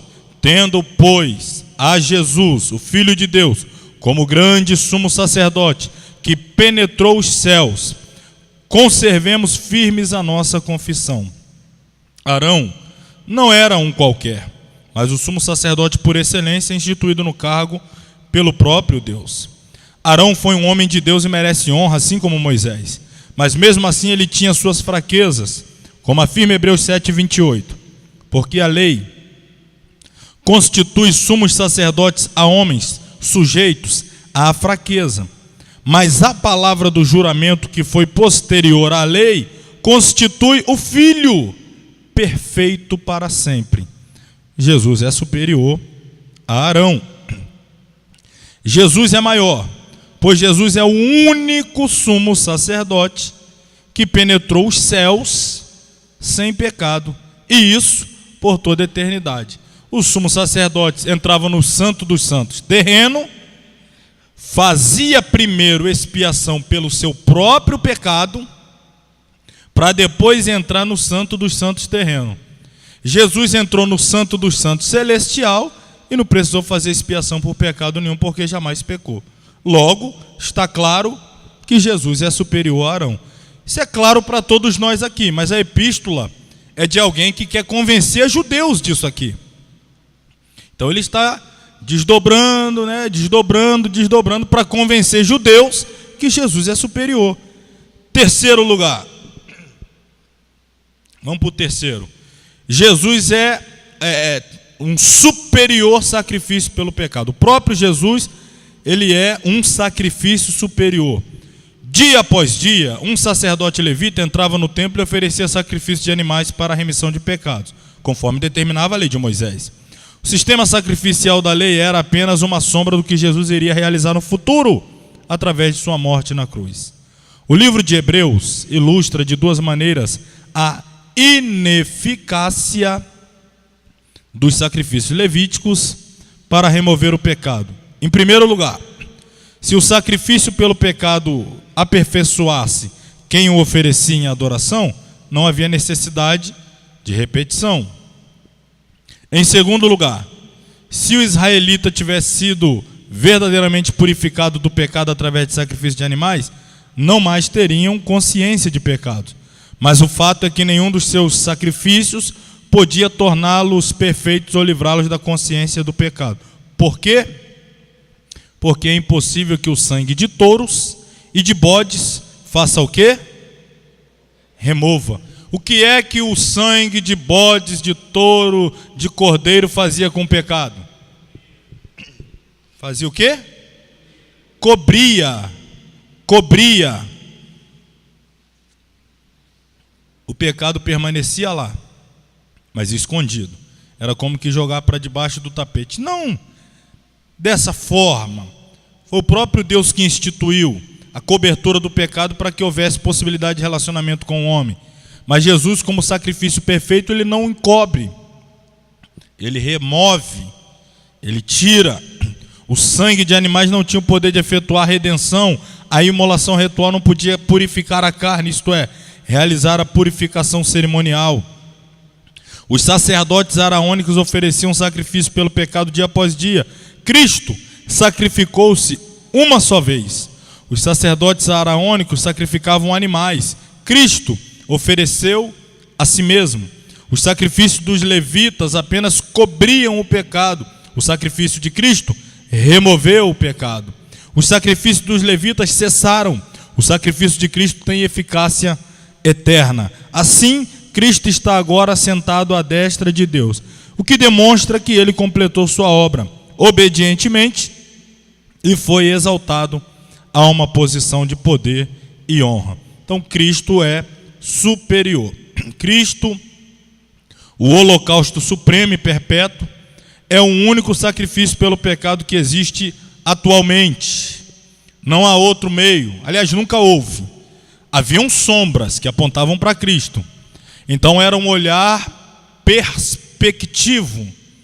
Havia a perspectiva da vinda de Cristo. Então, enquanto ele não vinha, os sacrifícios na perspectiva do sacrifício perfeito. Hoje, Cristo é o sacrifício retrospectivo. Olhamos para trás, uma retrospecção do sacrifício perfeito. Como o perfeito já veio, não há necessidade de novos sacrifícios apontando para ele. Basta lembrarmos da sua morte até que ele venha e continuar anunciando-a e crer na eficácia do sangue dele, há 2000 anos atrás derramado, para perdoar o pecado que eu cometi no dia de hoje. Não preciso fazer um outro sacrifício. Preciso acreditar no poder e na eficácia do sacrifício perfeito. Acreditar, crer, olha aí, fé. É aqui que Paulo vai chegar. Paulo, quem falou Paulo aqui? Soprar aqui no meu ponto eletrônico, Paulo, errou aí, produção. Paulo o quê? Eu particularmente acho que foi Apolo. Eu particularmente, não estou aqui, enfim, acredito ter sido ele, mas vamos lá. Os que rejeitam o sacrifício de Cristo têm sobre sua cabeça 3 acusações. A primeira, desprezam a Cristo colocando sob seus pés. Segundo, consideram o sangue de Cristo como profano, comum e sem valor. Terceiro, insultam o Espírito Santo que procurou atraí-los para Cristo. Os que rejeitam seu holocausto redentor são considerados adversários da cruz de Cristo. Por meio da sua morte, Jesus inaugurou um novo e vivo caminho para que a humanidade possa chegar à presença de Deus com confiança, intrepidez. Portanto, o que possibilita a existência de uma nova aliança é o sacerdócio e os sacrifícios superiores de Cristo. Só mais um pouquinho aí, irmão, mais uns 80 e poucos slides e a gente encerra. não é tanto não, acho que mais uns 12, aqui a gente já está encerrando. Suficiência da fé. A gente já falou dos 3 primeiros pontos. Agora o quarto, a parte final da epístola. A fé. Cristo é superior a Moisés, a Arão, aos anjos, etc., ao sacerdócio, ao sacrifício, e ok, chega aqui. E agora? Cristo é tudo isso. Qual é o meu papel em relação à supremacia de Cristo? A fé. A fé. Porque sem fé, que é o firme fundamento das coisas que se esperam e a prova das coisas que não se veem, sem ela é impossível agradar a Deus. Porque é necessário que aquele que se aproxima de Deus creia que Ele existe e creia também que Ele é galardoador de todos que o buscam. Começando com Abel, o escritor cita exemplos específicos de fé, mas o autor não está escrevendo sobre uma fé morta. O que é uma fé morta? Segundo Tiago, a fé sem obras é morta. Em cada caso, na galeria dos heróis da fé, ele observa que foi a obediência a Deus que resultou da fé. Por exemplo, e aqui isso vai ficar muito bacana para a gente entender a praticidade da fé. A fé não é algo subjetivo apenas. Ele é algo intangível, algo que não é palpável. Mas a fé, ela precisa se materializar. E a gente vai entender isso aqui de uma forma bem legal. Abel, como é que ele demonstrou a sua fé? Oferecendo um sacrifício mais excelente. A fé foi comprovada pela obra, pela atitude de oferecer um sacrifício.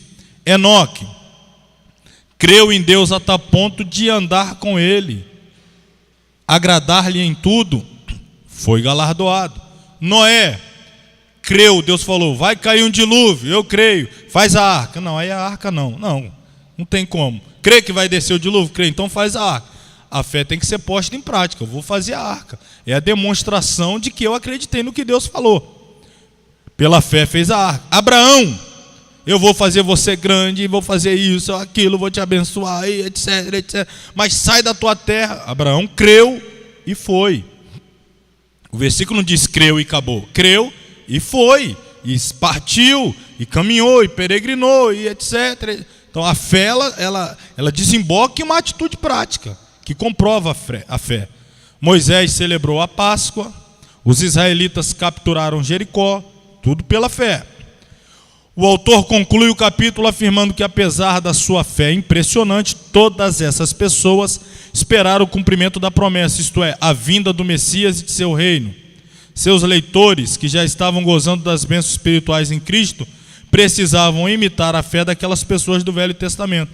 Ora, elas acreditaram e comprovaram a fé com atitudes e esperavam a vinda de Cristo. Os leitores da Epístola aos Hebreus já estavam vivendo o cumprimento desta que é a maior promessa. Porque Cristo já tinha vindo, morrido, ressuscitado, ascendido aos céus. Mas a fé que guiou a vida dos patriarcas, dos profetas, enfim, dos santos do Antigo Testamento, precisava ser copiada. Não as atitudes de sacrifício, de soma, não. Mas a fé prática. Hoje, nós, os herdeiros dessa fé, continuadores do ministério da igreja primitiva, devemos nos espelhar na fé destes heróis e vivermos nesta dimensão espiritual sobrenatural da fé, a fim de agradarmos a Deus e darmos testemunho eficaz de que aguardamos o retorno do Senhor. Conclusão. Como permanecer firmes, vivendo cercados por um mundo tão conturbado? Resposta: conhecendo a pessoa superior, Jesus Cristo, confiando em seu sacrifício, vivendo de acordo com o princípio superior da fé. É preciso construir a vida na terra com base nas coisas inabaláveis do céu. Amém? Amém ou não amém?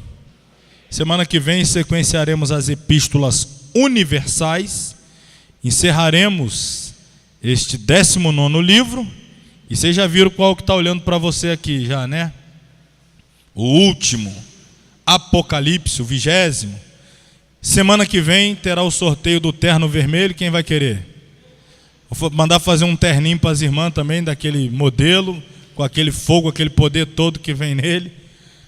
Vamos ver que a gente vai sortear o livro que a gente vai sortear semana que vem. E também, lembrando, estamos aí, irmãos, há aproximadamente 45 dias da formatura. Amanhã começa o mês de novembro. Falei e volto a dizer aqui, precisamos acertar aí a beca e tudo até o final desse mês para não termos contratempos. Eu havia convidado já um pregador, mas houve uma dificuldade para que ele possa nos atender. Já vou preparar um outro pregador, daí a pouquinho a gente já começa a fazer cartaz, divulgar.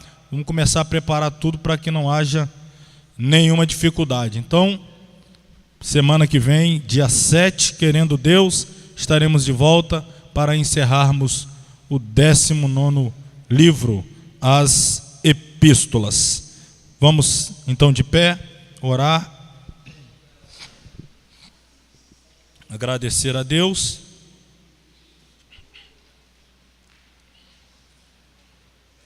Querido Deus e Pai, ao Teu nome rendemos gratidão por mais uma etapa, mais uma aula que hoje estamos aqui concluindo. Caminhando, ó Pai, em direção ao encerramento deste trabalho, deste curso.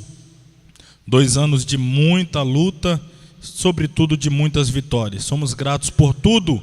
Pedimos que continue nos ajudando, nos abençoando, nos fortificando até o final desta jornada, para a glória do Teu nome. No nome de Jesus oramos. Amém.